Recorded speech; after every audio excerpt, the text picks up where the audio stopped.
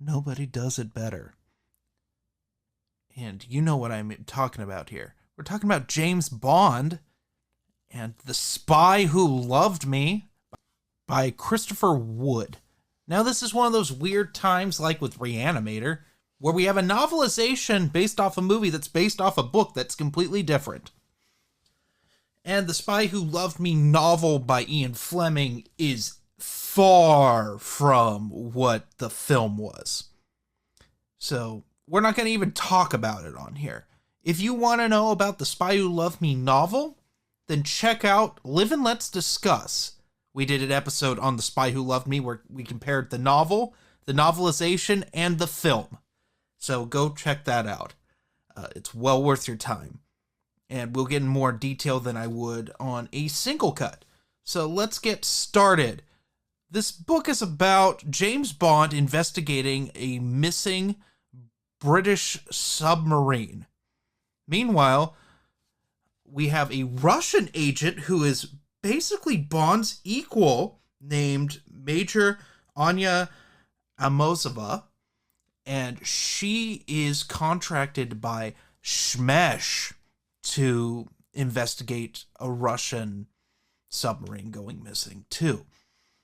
So Bond and Major Amosova are basically thrust together, no pun intended, and they have to work together to figure out what's going on with Stromberg, who is this billionaire scientist who is planning something catastrophic. If you've seen The Spy Who Loved Me, you know what's up. This book is really violent. That's the big takeaway from this. It has more to do with the Ian Fleming Bond than the Roger Moore era Bond. It's a much darker story. In fact, we have a torture scene that rivals Casino Royale in brutality. So, yeah, gnarly. It's gnarly, and that's all I'll say about it. You all have to read it. It's wild. Anyway,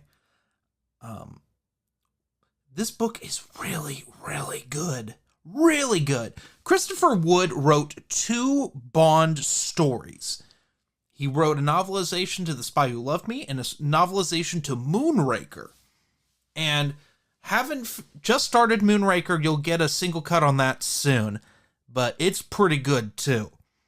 I will say he should have written more Bond books. This is in an era where the Bond novels basically disappeared.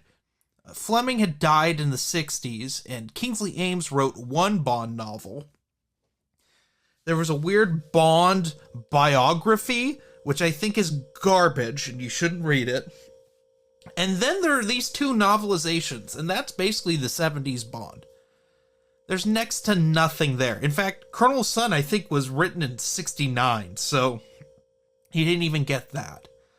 It wasn't until John Gardner in the 80s would bring Bond back for just weird campy Bond stuff. It's not like this.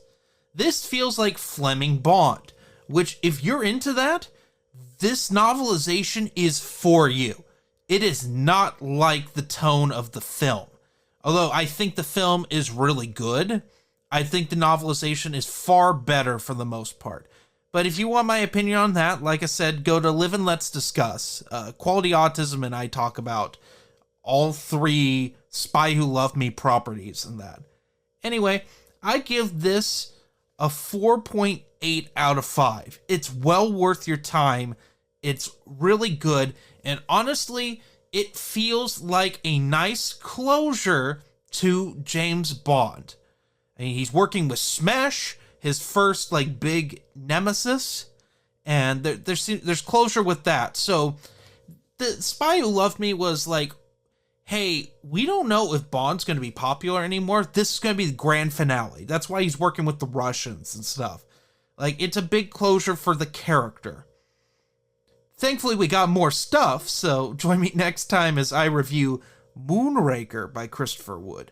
Anyway, have a good one, everyone.